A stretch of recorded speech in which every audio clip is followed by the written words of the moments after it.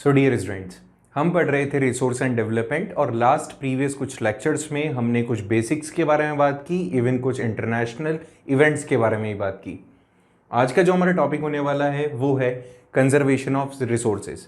देखिए, इसके पहले तक जो हमने कंडीशंस देखी है उसमें नो डाउट हमने ये जाना कि रिसोर्सेज हैं क्या, रिसोर्सेज का यूटिलाइजेशन कैसे होना चाहिए और इनका इंपॉर्टेंस क्या होता है।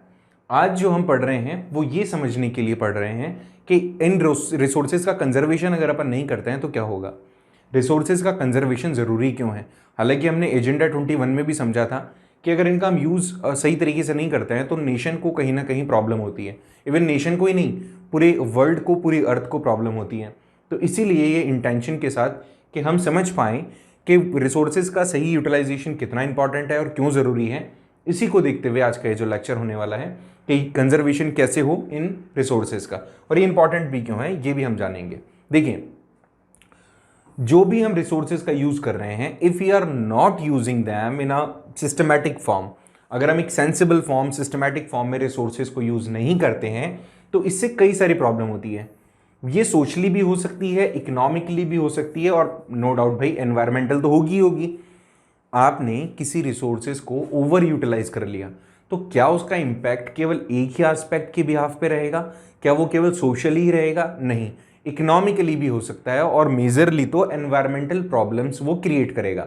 जैसे कोई भी रिसोर्सेज मान लेते हैं, आपने मान लिया मिनरल रिसोर्स है कोई, उसका आपने ओवर यूटिलाइज कर लिया, एक्सट्रैक्शन कर लिया, कोल है, पेट्रोलियम है, आपने इसको ओवरली एक्सेस कर लिया, ओवरली यूटिलाइज कर लिया, तो एक टाइम बाद में इसके जो डिपॉजिट्स होंगे वो खत्म हो जाएंगे। अब इससे नुकसान क्या होगा आप सोचिए। सोसाइटी के अंदर, अगर पेट्रोल का एग्जांपल ले रहे हैं तो सोसाइटी के अंदर पेट्रोलियम जो है वो नहीं मिलेगा। उससे जो हम जो कम्यूट करते हैं या हम जो व्हीकल्स को यूज करते हैं उसका कहीं ना कहीं इंपैक्ट नेगेटिव हो जाएगा, वो अब हमारे लिए वेस्ट हो जाएंगे। ऐसा कोई प्रोडक्ट अब बन ही नहीं पाएगा जो पेट्रोल से चलता हो। उससे इसके अलावा बहुत सारे नेशंस ऐसे भी हैं जो अगर पूरी तरीके से डिपेंडेंट हैं, उनके पास में जैसे पेट्रोलियम स्टोरेजेस हैं, डिपॉजिट्स हैं, तो उनसे उनका नेशन चलता था। जैसे अपन दुबई की बात करें तो जो क्रूड ऑयल है, सोचिए वो खत्म हो जाए तो उनकी तो इकोनॉमी बिल्कुल खत्म हो जाएगी, तबाह हो जाएगी, बर्बाद हो जाएगी। ऐसे में इकोनॉमिकल इश्यूज भी हो सकते हैं, और नो डाउट इम्बैलेंस तो आप क्रिएट कर ही दोगे। कितना ज़्यादा इम्बैलेंस क्रिएट हो जाएगा अर्थ के अंदर, ठीक है। आपने इतना ज़्यादा उसको यूज़ किया है कि जो एनवायरनमेंट है वो पल्यूटेड हो गया, पूरी तरीके से यूज़ करके डिस्ट्रॉय कर दिया आपने, तो एनवायरनमेंट क्या हुआ, वो पल्यूटेड हो गया। तो प्रॉब्लम्स नो डाउट बढ़ती है अगर आपने रिसोर्सेज को एक सेंसिबल फॉर्म में यूज़ नहीं किया होता है तो। एंड दिस गिव्स यू, एक आपको प्रॉब्लम, फॉर श्योर प्रॉब्लम तो मिलेगी, लेकिन उसके साथ साथ आपका रिजल्ट जो होने वाला है वो रिजल्ट भी बहुत ज़्यादा डेंजरस होता है, ठीक है। क्या हो सकता है आप जानते हो, अगर आपने मैक्सिमम आपने रिसोर्सेज को सेंसिबल यूज़ नहीं किया तो जैसे आपने पढ़ा होगा ना, ओजोन लेयर से क्या हो रहा है, ओजोन लेयर में डिप्लीटेशन हो गया है, उससे सनलाइट जो हो रही है वो डायरेक्टली आपके अर्थ पे पहुंच रही है, टेम्परेचर उससे बढ़ रहा है। अब आप सोचो, आपने अगर पॉल्यूशन नहीं किया होता, हमने अगर पॉल्यूशन नहीं किया होता तो ओजोन लेयर के ऊपर इस तरह का कोई भी नेगेटिव इंपैक्ट नहीं पड़ता, ठीक है। साथ ही साथ आपने रिसोर्सेज को सही तरीके से यूटिलाइज आप कर रहे होते तो हेल्दी एक एनवायरनमेंट क्रिएट हो जहां हम आसानी से रह सकते हैं। आज इतनी डिजीज आप देखते हो, अभी सफरिंग चली रही है, आपको पता है। तो ये कुछ ना कुछ एक ऐसी एक्टिविटीज़ हैं जो अनवांटेड है नेचर के लिए। सो इन्हीं सब चीज़ों को देखते हुए बहुत सारे इंटरनेशनल ऑर्गेनाइजेशंस ने ये स्टेप लिए थे कि भाई आप थोड़ा सेंसिबल मैनर में हम चीज़ों को यूज़ करें और थोड़े ज़्यादा सीरियस हो जाएं अबाउट द नेचर, ठीक है। गांधी जी ने तो बहुत पहले कह दिया था कि भैया ये जो रिसोर्स वगैरह है, आप इस चीज़ को सही तरीके से यूज़ करो क्योंकि ये लिमिटेड है, और इसका अगर आपने इसको सेंसिबल फॉर्म में यूज़ नहीं किया तो नेगेटिव इंपैक्ट भी झेलने पड़ सकते हैं। इन्होंने एक लाइन दी थी जो आपसे एग्जाम में पूछा जाता है कि ये स्टेटमेंट किसके थ्रू है, तो बहुत अच्छी लाइन है कि there is a enough resource for everybody's need but not for anybody's greed. कि हम सब इतना, जितनी हमें नीड है उतना हम यूटिलाइज कर लें रिसोर्सेज को, इतनी चीज़ें तो हमारे पास में अवेलेबल है हर टाइप से, बट आपकी नीड जो है उतना तो फुलफिल हो जाए, बट आपकी ग्रीड का क्या किया जाए। आपकी ग्रीड को सेटिस्फाई करने के लिए हमारे पास रिसोर्सेज अवेलेबल नहीं है। ये चीज़ गांधी जी ने कही। एंड इसी स्टेटमेंट को कई बार आपसे एग्जाम में पूछा जाता है कि ये स्टेटमेंट किसका है, कि we have enough resources for everybody's need but not for anybody's greed. तो ये स्टेटमेंट गांधी जी का है और उन्होंने ये बहुत सोच समझ के स्टेटमेंट दिया है। एग्जाम के पॉइंट ऑफ व्यू से अगर आप इसको देखें तो फॉर श्योर आपको ये याद रखना है के स्टेटमेंट का, अभी तो हालांकि इस साल तो टर्म एग्जाम्स हैं, एमसीक्यूज आएंगे, बट कई बार क्या होता है इस स्टेटमेंट को एक्सप्लेन करने के लिए बोल दिया जाता है। तो आपको ये बताना है कि जो रिसोर्सेज को हम अगर अपने नीड के हिसाब से पूरा रिसोर्सेज को नीड के हिसाब से अगर अपन कंज्यूम करते हैं तो उसके अंदर ज़्यादा नुकसान हमें नहीं होता, नेचर को ज़्यादा नुकसान नहीं होता, हम यूटिलाइज उतना ही करते हैं जितना हमें नीड है। बट अगर हम ग्रीड की बात करें तो ग्रीड कभी सेटिस्फाइड नहीं हो सकती किसी की। सो दैट गांधी जी का स्टेटमेंट आज के सिचुएशन के हिसाब से बिल्कुल सटीक है। गांधी जी इस बात के बिल्कुल अगेंस्ट में थे कि आप बड़े लेवल पे प्रोडक्शन करो। सोचो, अगर कोई भी चीज़ का प्रोडक्शन हो रहा है तो मास लेवल पे अगर हो रहा है तो उसके पॉजिटिव और नेगेटिव इंपैक्ट बहुत ज़्यादा होंगे। कंपनी क्या करती है, किसी भी चीज़ का प्रोडक्शन करने के लिए उसको मास लेवल पे प्रोड्यूस करती है। इसका नेगेटिव इंपैक्ट ये होता है कि जो वेस्टेज होते हैं वो भी बहुत बड़े पैमाने पर होते हैं। ठीक है, सो गांधी जी कहते थे जितनी नीड हो उतना ही हमें प्रोडक्शन करना है, या आप बड़े पैमाने पे किसी भी चीज़ का प्रोडक्शन मत करो क्योंकि utilization of things will be more, तो ज़्यादा होगा। इसके अलावा ऐसे भी तो समझो, आप बड़े पैमाने पे आपने प्रोडक्शन किया तो उसका वेस्ट जो होगा वो भी बहुत बड़े पैमाने पर होगा। और तुम जानते हो आजकल जो टेक्निकल जो वेस्टेज हैं या टेक्निकल गैजेट्स के जो इलेक्ट्रिक वेस्ट जिसको कहते हैं वो काफ़ी ज़्यादा है, तो उससे एनवायरनमेंट के ऊपर बहुत नेगेटिव इंपैक्ट पड़ता है एंड शुड नॉट बी। ठीक है, तो गांधी जी ने यही कहा कि मास प्रोडक्शन नहीं होना चाहिए। अब हम जो सबसे इंपॉर्टेंट इसमें प्रायर पढ़ने वाले हैं दैट वुड बी कि हम वन बाय वन कुछ रिसोर्सेज के बारे में पढ़ेंगे और जानने की कोशिश करेंगे कि रिसोर्सेज क्या हैं एंड इनका क्या इम्पैक्ट पड़ता है। तो सबसे पहले जो रिसोर्स हम ले रहे हैं वो है लैंड रिसोर्स। ठीक है, हम लैंड रिसोर्स के बारे में पढ़ेंगे and that would be first of. तो ये land resource obviously natural resources है और सबसे ज्यादा इंपॉर्टेंट रिसोर्स है। आप देखो, अभी हम जहाँ खड़े हैं वो भी ज़मीन है, जहाँ आप रह रहे हैं वो भी ज़मीन है, कोई फैक्ट्री कहीं पर लगी हुई है तो वो भी किसी ज़मीन पर लगी हुई है। हम कोई प्रोडक्शन करना चाहते हैं, कोई खेती करना चाहते हैं, किसी भी चीज़ की हार्वेस्ट ग्रो करना चाह रहे हैं तो वो भी ज़मीन पे होगी। आप आउटिंग के लिए जाते हैं, पिकनिक के लिए जाते हैं, या किसी भी चीज़ को सिस्टमैटिक या आप सेंसिबल फॉर्म में उसको यूज़ करना चाहते हैं तो वो सारा ज़मीन पर होता है।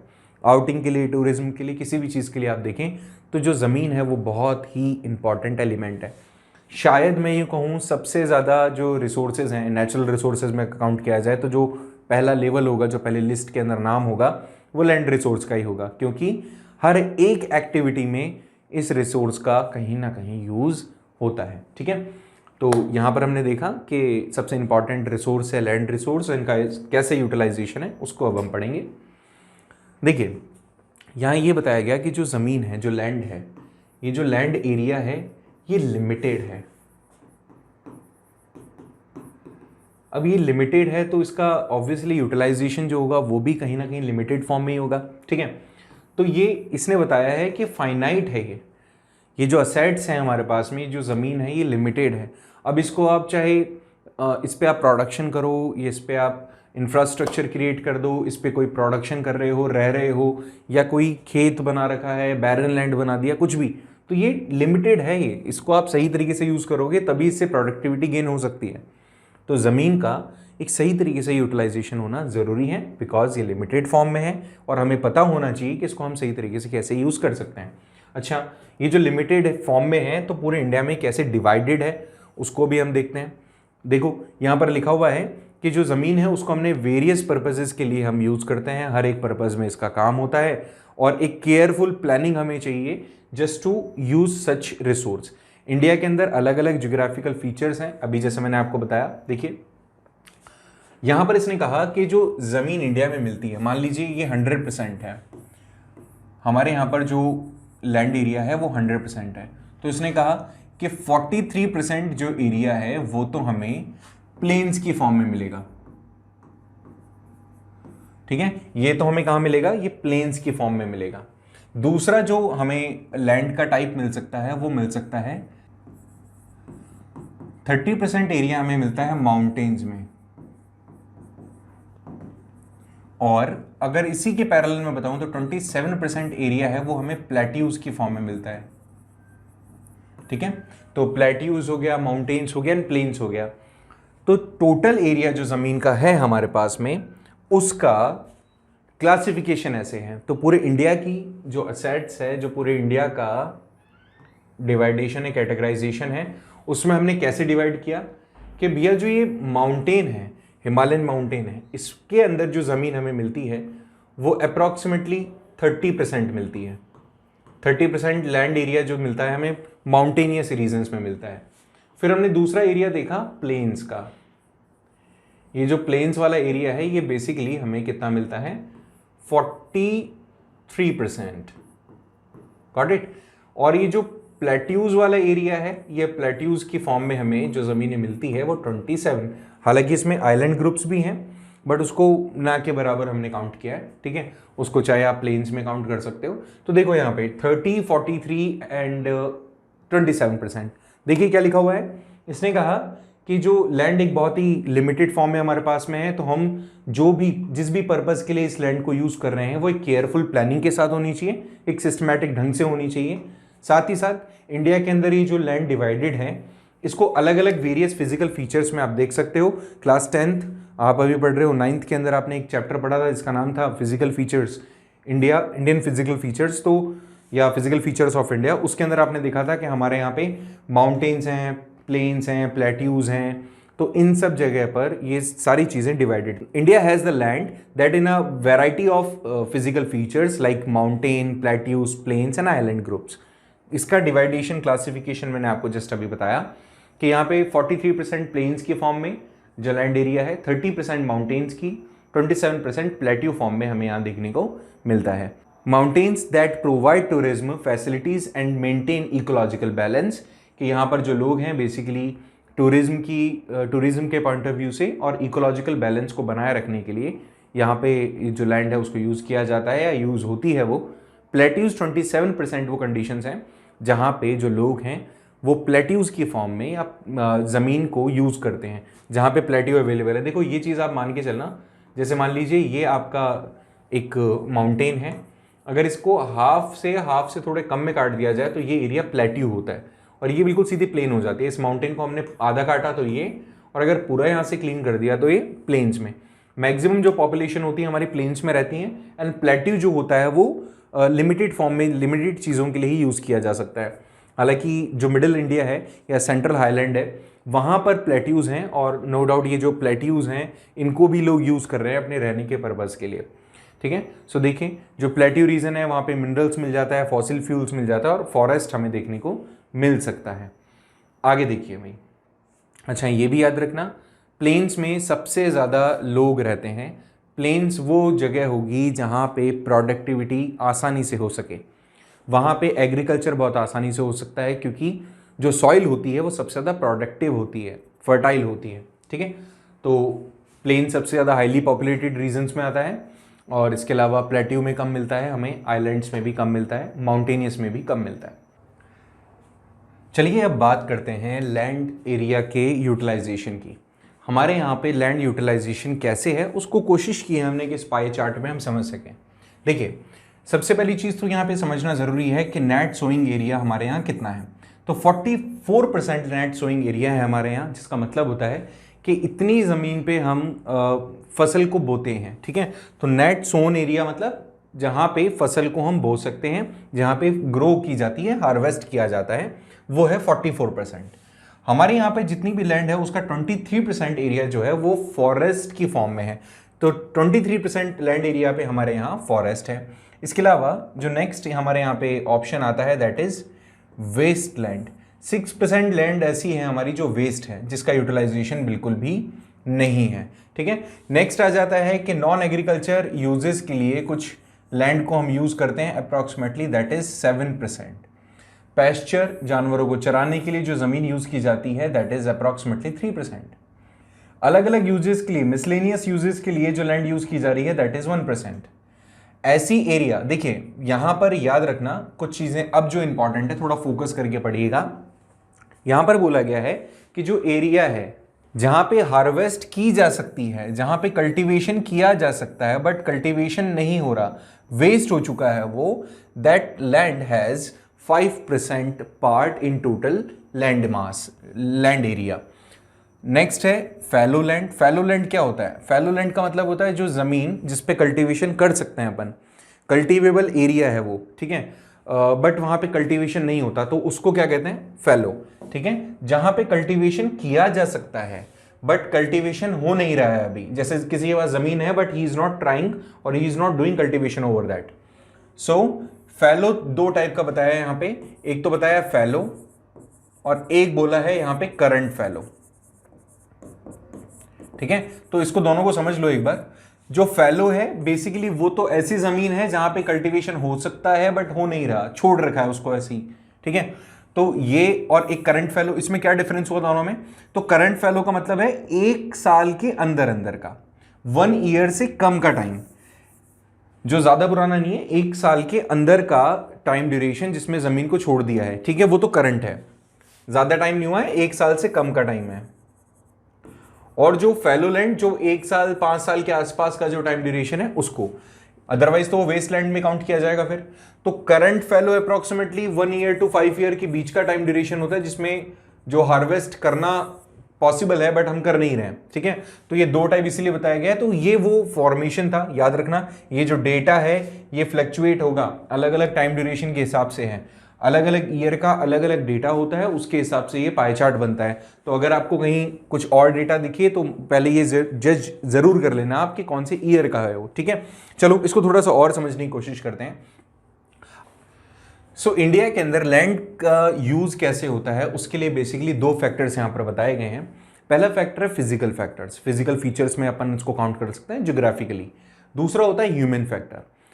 इन दोनों फैक्टर्स के बिहाफ पर ही लैंड के यूटिलाइजेशन को जज किया जाता है, मेजर किया जाता है। जैसे फिजिकल फैक्टर की अपन बात करें अगर, तो इसके अंदर सॉइल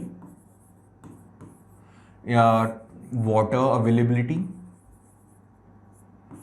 इसके अलावा टोपोग्राफी, सब कुछ ही आ गया, और जो अदर फैक्टर्स हैं नेचुरली जो चीज अवेलेबल है। तो फिजिकल फैक्टर, फिजिकली क्या क्या इश्यूज हो सकते हैं उसके बिहाफ पे उन सब चीजों को देखते हुए जज किया जाता है लैंड का यूटिलाइजेशन और लैंड का यूज। दूसरे ह्यूमन फैक्टर्स, ह्यूमन फैक्टर्स भी बहुत सारे हैं। जैसे यहाँ पे पॉपुलेशन हुआ, पॉपुलेशन के अलावा टेक्नोलॉजी हुआ, इसके अलावा आप मान के चलें आपका कल्चर हुआ, या कुछ भी वैसे बेसिस जिसके थ्रू आप ज़मीन को यूज़ कर सकते हो नहीं कर सकते हो, इस चीज़ का जजमेंट किया जाता है। इंडिया में तो बहुत सारे फैक्टर्स हो सकते हैं लेकिन बेसिकली इनका कैटेगराइजेशन 2 पार्ट्स में है। देखो यहाँ पर आपकी टेक्स्ट बुक में ये एक पाई चार्ट और दिया हुआ है कि कैसे लैंड का जनरल कैटेगराइजेशन था इन 1960-61 के बीच में, और आज जनरली कैसे कैटेगराइजेशन है, जो चीज़ मैंने जस्ट अभी आपको बताई है। ठीक है, अगर आप वापस से देखना चाहें तो एक बार छोटा सा इसका रिकैप और कर लेते हैं। देखो भाई 1960-61 के अंदर 45% एरिया ऐसा था जहां पे फॉरेस्ट हुआ करता था, जबकि यहां पर अब ऐसा एरिया है नेट सोइंग एरिया, इन सब जगहों को हटा करके क्या बना दिया गया है भैया, यहाँ पे एरिया मतलब सोइंग एरिया बना दिया गया है जहां पे आप हार्वेस्ट को ग्रो करते हो। इसके अलावा बैरन लैंड बताया, यहाँ पे एरिया बताया है जहाँ पे कल्टीवेशन एग्रीकल्चर पर्पज से नहीं हो रहा, मतलब नॉन एग्रीकल्चर एरिया है। परमानेंट पैस्चर एरियाज बता दिए गए और कुछ एरिया जहाँ पे मिसलेनियस इश्यूज, मिसलेनियस चीज़ें की जाती हैं, अलग अलग चीज़ें की जाती हैं। यहाँ पर भी सेम वैसा ही प्रोसेस। ठीक है, तो ये एक बेसिक सा एक इंट्रो था जो आपने अपनी टेक्स्ट बुक में देखा, हालांकि ये काम का नहीं है, ये बहुत काम का है। देखो इसमें क्या बताया, इसमें उन्होंने शो किया है कि जो लैंड का यूज हो रहा है वो कैसे हो रहा है। इसने बोला कि the land under permanent pasture has decreased. आने वाले जो अपकमिंग टाइम्स था या जो हमने प्रीवियसली अभी जो पाई चार्ट देखा, इस पाई चार्ट के अंदर से इसको स्टडी कर रहे हैं हम। क्या स्टडी कर रहे हैं? पहली स्टडी ये कहती है कि जो परमानेंट पैस्चर्स थे उनको बदल दिया गया, मतलब जिन जगहों को हमने छोड़ रखा था, जिस लैंड को हमने छोड़ रखा था जहां पे पैस्चर का काम किया जाता था, दैट हैज चेंज डिक्रीज्ड। दूसरे पॉइंट में हमने बताया कि जो भी करंट फैलोज थे, मतलब 1 साल से कम की वो जमीन जिसको हमने छोड़ दिया था हार्वेस्ट करने के लिए, या हार्वेस्ट जिस पे नहीं होता था उसको सिर्फ इसलिए छोड़ा गया कि या तो वहां पे क्वालिटी जो थी उस ज़मीन की वो बहुत ही पुअर थी, या फिर उस पर कॉस्टिंग करना काफ़ी महंगा पड़ रहा था। उसकी जो कॉस्टिंग आ रही थी, हार्वेस्ट करना, हार्वेस्ट ग्रो करना, उसकी जो कॉस्टिंग आ रही थी वो बहुत ज़्यादा आ रही थी। थर्ड पॉइंट ये कहता है बेटा कि these lands are cultivated once और twice in about of the 2 or 3 years if there are including the most net sowing area, then the percentage of NSA net sowing area in India comes about 54% of total reporting area. इसने कहा कि अगर इन areas में जो भी cultivable है लेकिन हम उसको कर नहीं रहे हैं, ये जो फैलोज हैं, तो इन एरियाज के अंदर अगर हम कल्टीवेशन करते भी हैं तो लगभग हमारा जो परसेंटेज होगा कल्टीवेशन का वो 54% के आसपास चला जाएगा। हमारे यहाँ पे जो पैटर्न है सोइंग एरिया का अगर अपन जो देख रहे हैं वो स्टेट टू स्टेट वेरी करेगा, क्योंकि मैक्सिमम ऐसे स्टेट्स हैं जहाँ पे हर एक चीज़ की अवेलेबिलिटी बहुत अच्छे से है। तो 80% ऐसे कुछ एरियाज़ होंगे जहाँ पे मैक्सिमम एरिया पे कल्टीवेशन पॉसिबल होगा, बट कुछ ऐसे एरियाज़ भी होंगे जहाँ पे कल्टीवेशन के लिए सिचुएशन सही नहीं है, जैसे अरुणाचल प्रदेश, मिजोरम, मणिपुर, अंडमान एंड निकोबार आइलैंड्स। ठीक है, तो मतलब कुछ एरियाज़ पे तो कल्टीवेशन हो सकता है बट कुछ पे नहीं हो सकता। कुछ की पूरी ज़मीन के ऊपर टोटल इनका जो भी एरिया है उसके लगभग 80% जो एरिया होगा, लैंड एरिया होगा, उस पर कल्टीवेशन पॉसिबल है, बट यहाँ पे पॉसिबल नहीं है कुछ एरियाज का जो इन्होंने नाम दिया ड्यू टू फिजिकल कंडीशंस। हमारे यहाँ पे जो फॉरेस्ट है उसका डेंसिटी जो है अब वो धीरे धीरे कम होता जा रहा है। देखिए, forest area in our country is far lower than the desired 33% of geographical area. हमने जितना एक्सपेक्टेशंस रखा कि एटलीस्ट 33% एरिया तो हमारा कैसा होना चाहिए, ज्योग्राफिकली फॉरेस्ट में कन्वर्टेड होना चाहिए। जो हमने पॉलिसी बनाई थी नेशनल फॉरेस्ट पॉलिसी, उसके अंदर हमने डिसाइड किया था कि 33% एरिया जो होगा एटलीस्ट वो फॉरेस्ट में तब्दील होना चाहिए, या एटलीस्ट वो बने हुए रहना चाहिए, मेंटेन रहना चाहिए, जिससे कि हमारा इकोलॉजिकल बैलेंस बना रहे। लेकिन ये नहीं हो रहा है। क्यों नहीं हो रहा है? देखिए, अगर यहां पर अपन देखें फॉरेस्ट एरिया की बात करें तो अब ये जो फॉरेस्ट एरिया है वो कम हो गया है। कितना कम हो गया है? 22% से भी नीचे चला गया है। ठीक है, तो 22% के आसपास हो गया ये। सो ये कितना हो गया? बेसिकली 22% के आसपास। नेक्स्ट टॉपिक की अगर अपन बात करते हैं, part of the land is term as the waste land and the land put on other non agriculture uses. इसने कहा कि कुछ ऐसी जो हमने यहाँ पर अभी टर्म यूज किया वेस्ट लैंड, वो वेस्ट लैंड उस जमीन को कहा जाता है उस जिसपे एग्रीकल्चर एक्टिविटीज के अलावा कोई दूसरी एक्टिविटीज पार्ट ले रही होती है। वेस्टलैंड में उन बेसिकली उन जगहों को रिकॉर्ड किया जाएगा जो कि रॉकी एरिड एरियाज होते हैं, एरिड एरियाज होते हैं, डेजर्ट जहाँ पर होता है, या जहाँ पे नॉन एग्रीकल्चर यूजेस के लिए उसको यूज़ किया जा रहा हो, जैसे लोग रहते हों, रोड्स बन गए हों, रेलवेज हों, या इंडस्ट्री सेटअप की गई। तो ये कैसे होंगे? ये वेस्टलैंड में काम इंक्लूड किए जाएंगे। फिर कॉन्टिन्यूसली किसी ज़मीन को आप लंबे टाइम तक यूज़ करते हो तो वहाँ पर क्या होता है, उसकी प्रोडक्टिविटी ऑफकोर्स कम हो जाती है, तो इससे लैंड का डिग्रेडेशन होता है। लैंड डिग्रेडेशन इसी का रिजल्ट है कि आपने लगातार किसी ज़मीन को इतना ज़्यादा यूज़ कर लिया, ओवर यूज़ कर लिया, जिससे कि उसकी प्रोडक्टिविटी ख़त्म हो गई। सो वो अब यूज़ करने लायक नहीं रही।